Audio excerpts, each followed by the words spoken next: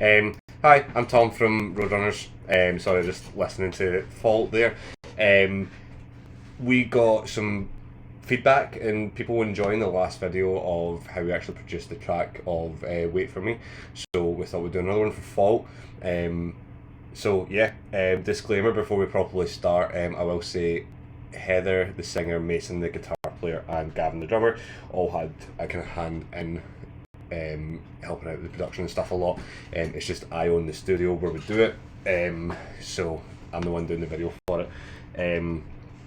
But yes, this is Fault by Roadrunners, out now on all streaming platforms. You can go away and listen to it. What I've got soloed at the moment is the original demo. So basically, Roadrunners had previously recorded this track elsewhere, and it wasn't done to a click or anything. It was a little bit more of a raw recording.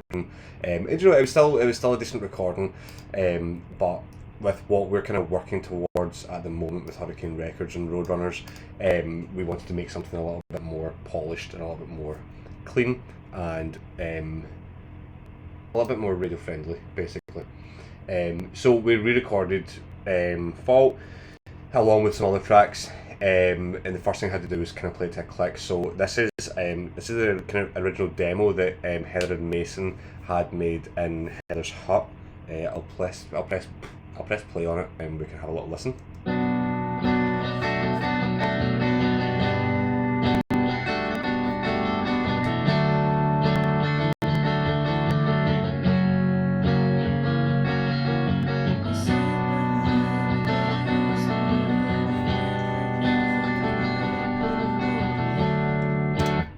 Okay, you get the point. It's Fault without all the instrumentation, literally just guitar and vocals. I thought it was acoustic, but it does sound like it was an electric done it on. So from that to I sit behind my closed door, that was a kind of end goal. So I think what we'll do is we'll take this in parts. We'll look at the drums first. The start of this song, there's not a lot to it. Obviously the drums don't come in until, is this kind of going into the first chorus?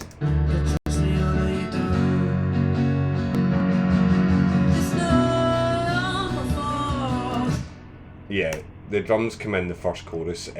What you'll see here as well with the drums is we did do a little bit of automation because there is some cymbal splashes and some kind of slight crescendo stuff on the cymbals to begin the track. Now, if you're from Scotland, this is going to sound really weird, but in the studio, I don't know if this is like an industry standard jargon term. We call them pishes, right? Because it's like a little psh, psh, psh, psh, psh. So we call them pishes. You'll hear, it's just a lot of those were getting kind of lost in the mix when we're actually doing it, which is why we've had to automate it and bring the volume right up at the start of the track for those coming in.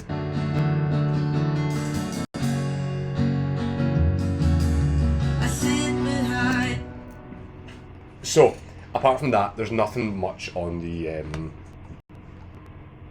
actual song itself, on the verse, apart from some slight pishes. The drums properly come in into the first chorus. And it's a nice kind of basic beat. I don't know what's going on with that kick. The kicks came in very, very quiet, which is a thing that I've never noticed before.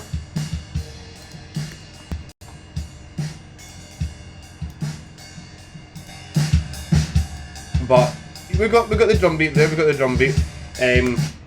I'll bring this up just now, right? I use some presets. So you see all the drums here are named Tom kick, Tom snare, Tom high, Tom mid, Tom floor, Tom overhead, and Tom overhead. So basically through all the bands that I've kind of worked with, I've started to use kind of presets and things. So you can always tell a track. Not so much presets. We do play around with them a little bit as we're actually mixing the song, but normally you can tell. I feel like it's going to get to a point where you can tell a song that I've produced, even if it's not Roadrunners, if it's anything else, because the drums are always going to sound much the same. It's like the same kit, you know. It depends on what the song needs, obviously, but I use certain presets and then kind of play on them a little bit. So it's like the tom drums, you know. So basically, to get this sound, it's the same if you watch the Wait For Me video. When we talk about the channel EQ and the compression and the limiter and stuff, everything for this track, because it has that Roadrunner sound, everything stayed the exact same.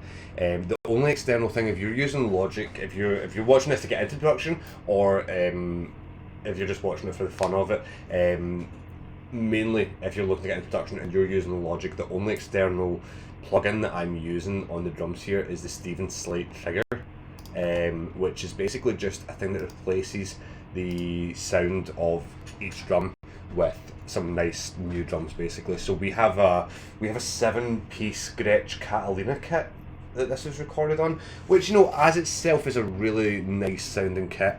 It's a very, very nice sounding kit, but it's not. It could be nicer again, you know. So that's why we use the Steven Slate triggers on it. So that's the drums. There's nothing really much to do on the drums. Obviously, we've cut out a bit here, I think, because the click was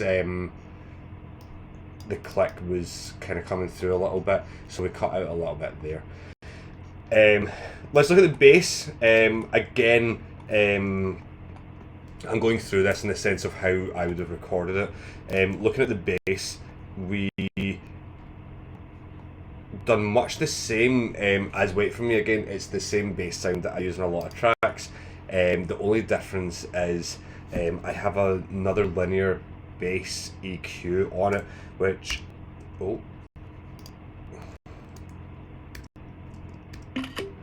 which I've just taken a screenshot of, and I'll post up what we're actually doing here on the edit so you can see it.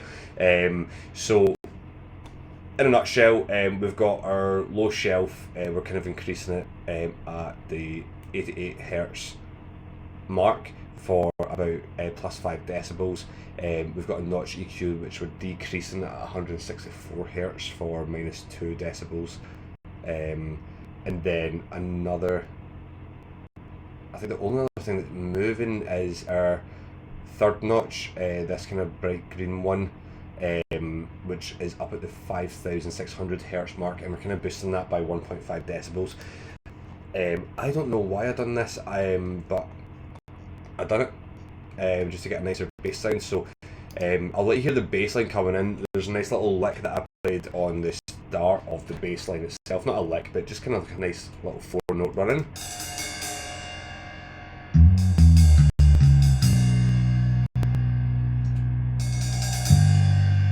You know, and it just gets that really, I think that's why I've done the linear EQ on it. It's just to increase that. Just to increase that kind of bass sound of it, you know. Another thing that I've been doing a lot recently is putting a sub bass onto it, onto tracks. Let's look at the guitar. There's nothing on this apart from a little bit of reverb. I'll tell you the reason for this. Mason actually recorded the guitar in the hut already, so you'd have to ask Mason what he'd done to get this guitar tone.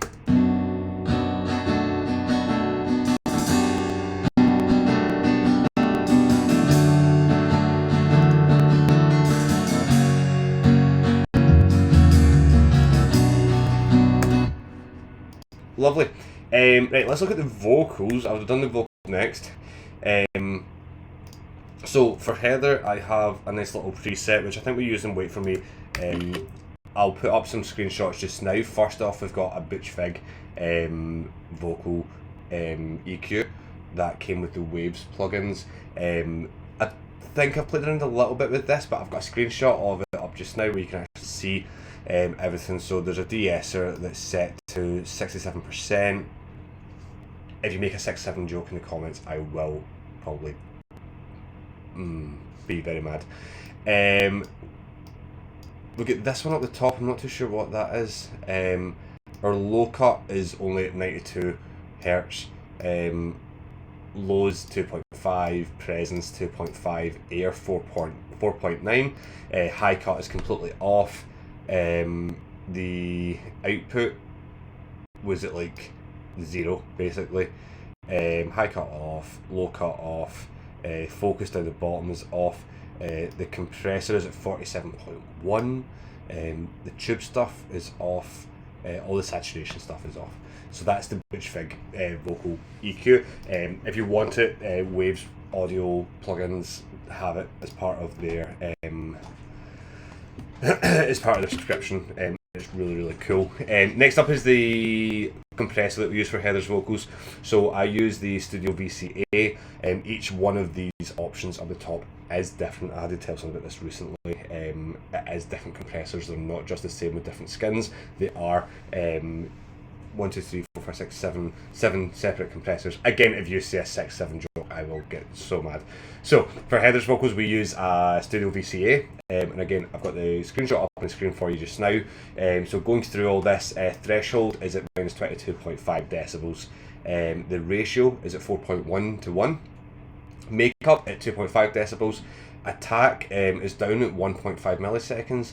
Release at 91 milliseconds. Auto gain off. Hard distortion on it. Mix 1.1. Output gain at 0. Threshold at 0. Compressor is very, very easy. And finally, the last thing with Heather is we put an exciter on it. I'll have a screenshot up of the exciter just now for you. But with the exciter, we use a preset that's in Logic. If you click the little bar at the top and go down to one that says Add Silver, and you'll get up the top there, that is it. That's all we do for the exciter on that. And because we get this nice kind of thing for Heather, I just move this into all the tracks. So whether she's doing vocals or backing vocals, we use the same EQ, the same compression, and the same exciter.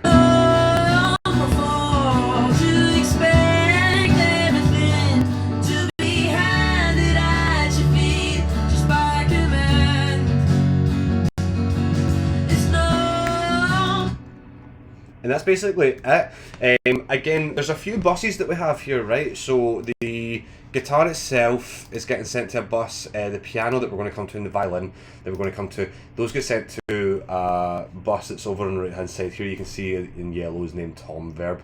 It's a nice little reverb that I have kind of thingied with myself.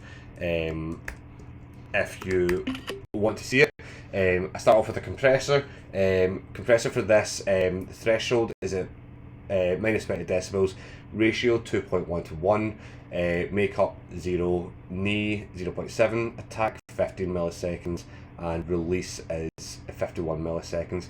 Auto gain sent to minus 12 decibels, distortion off, mix 1.1, threshold 0.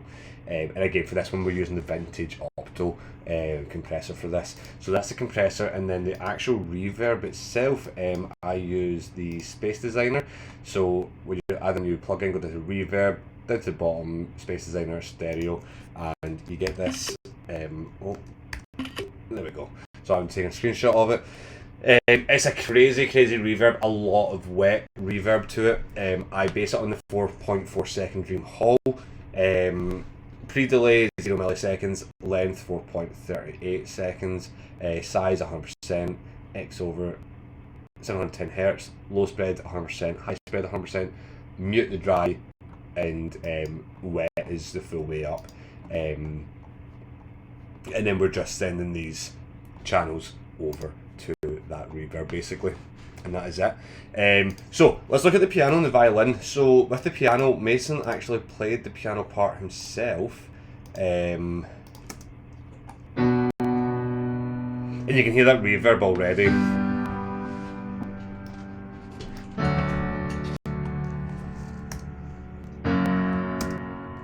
So we got him to play it on an actual piano. It was midied in, so an electric piano is what he played it on, and we midied it in so we could actually play with the sound of it. So we're using just the Bossendorfer grand piano, which is found on Logic. I just really enjoy the sound of it. It's a really, really nice piano sound, especially for kind of ballady songs. It's just a beautiful, beautiful thing, especially with a little bit of reverb on it. It just makes it fucking lovely. We've also got another piano that comes in later on, which I don't, is that also a Bossendorfer? It sure is, but it says something different. Oh, it just says classical. So it's just like what he's done here is like the right hand, but he recorded it separately. It's just a little.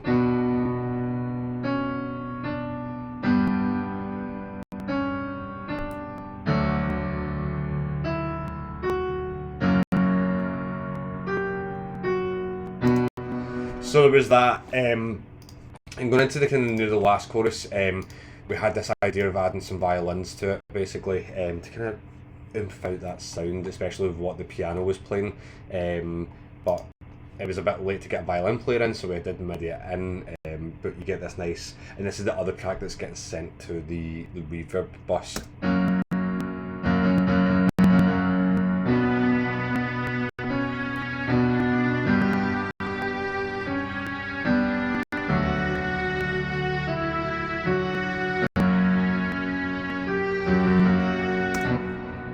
Yeah, and that is it. That is the production of Fault.